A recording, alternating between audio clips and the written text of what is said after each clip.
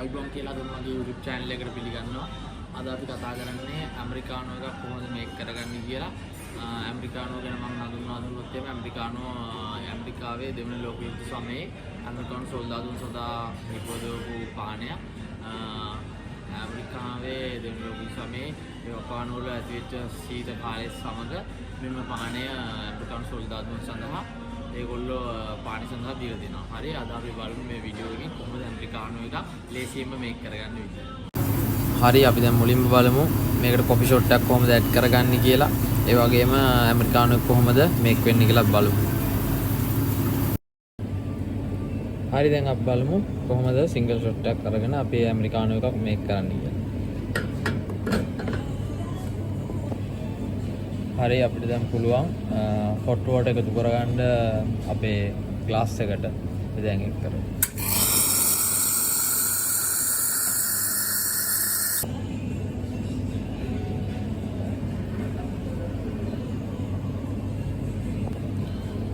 මුලින්ම කියන්න ඕනේ අපි හොට් ඇමරිකානෝ එකට එකතු කරගන්නේ සිංගල් කොපි ෂොට් එකක්.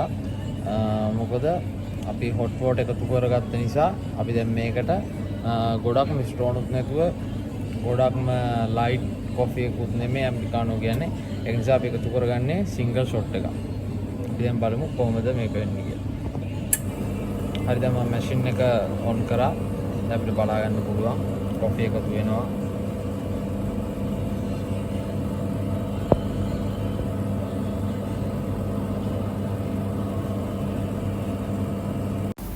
ඔව් අපි සාදාගත් කොෆි එක මේ විදිහට තමයි අවසාන රිසල්ට් එක අපිට දැක බලා ගන්න පුළුවන් වෙන්නේ.